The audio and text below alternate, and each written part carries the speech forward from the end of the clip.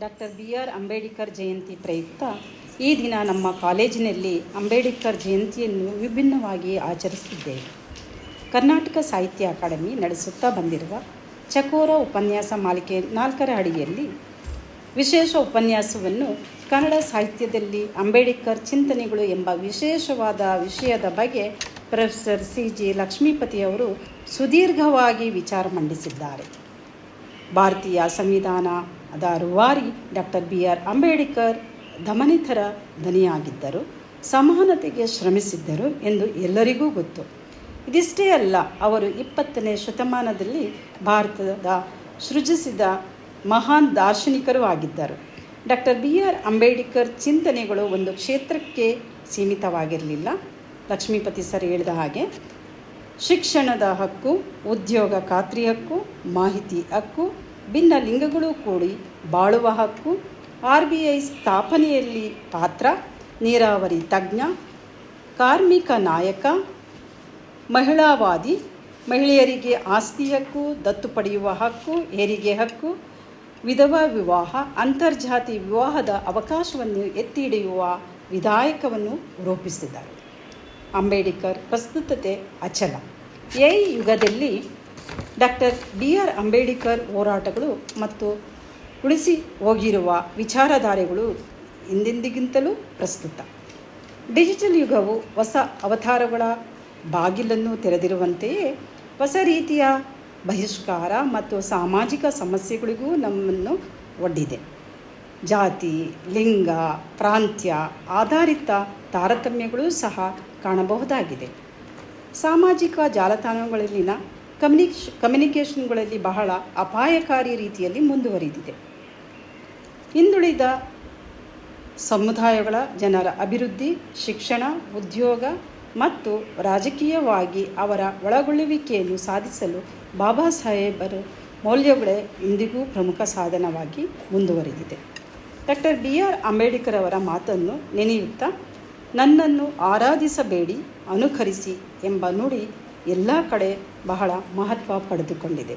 Doctor B R Ambedkar ಹೇಳಿದ ಈ ಮಾತನ್ನು ನಾವೆಲ್ಲರೂ ಕಾಯ ವಾಚ ಮನಸ್ಸ ಪಾಲಿಸಿದ್ದೇ ಆದರೆ ಖಂಡಿತ ಅಂಬೇಡ್ಕರವನ್ನು ಗೌರವಿಸಿದಂತೆ.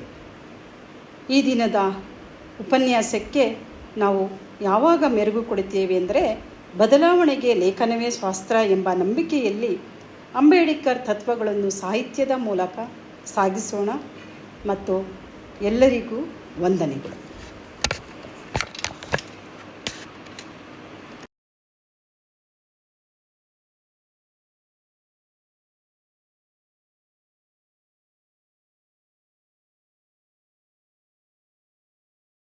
Be taken up in after the completion of the graduation also.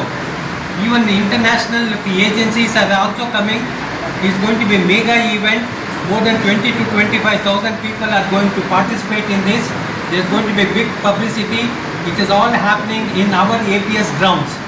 So please utilize this golden opportunity. You will have lot of information which will be useful for your excelling your career. So thank you very much. Kindly pardon us. ಅನ್ಯ ಕಾರ್ಯನಿಮಿತ್ತ ತೆರಳಬೇಕಾಗಿರುವಂತಹ ನಮ್ಮ APS ಶಿಕ್ಷಣ ಸಂಸ್ಥೆಯ ಎಲ್ಲ ಗಣ್ಯರಿಗೂ ಜೋರಾದ ಚಪ್ಪಾಳೆ ಮೂಲಕ ಬೀಳ್ಕೊಡುಗೆಯನ್ನು ಕೊಡೋಣ.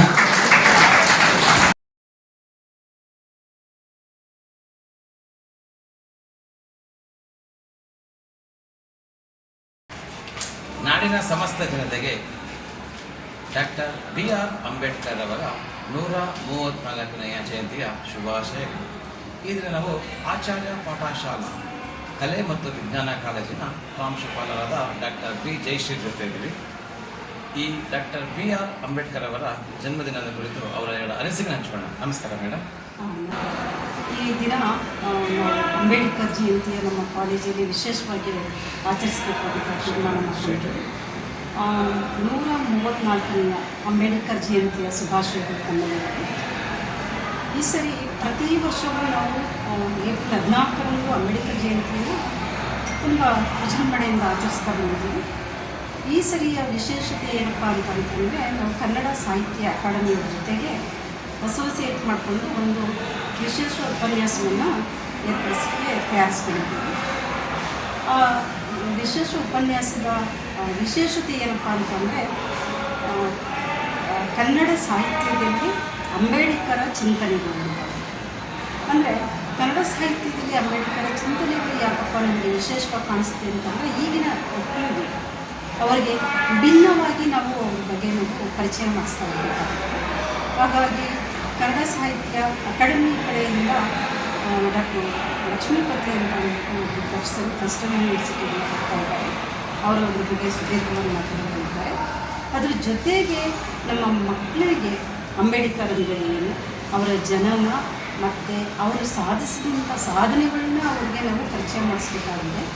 ಹಾಗಾಗಿ ಈ ದಿನ ನಾವು ಈ ಅಂಬೇಡ್ಕರ್ ಜಯಂತಿನ ಒಂದು ವಿಶೇಷ ಉಪನ್ಯಾಸದ ಮುಖಾಂತರ ಎಲ್ಲರಿಗೂ ಮನಮುಟ್ಟುವಂತೆ ತಿಳಿಸಲು ಪರಿಚಯಿಸಲು ಪ್ರಯತ್ನ ಮಾಡ್ತೀವಿ.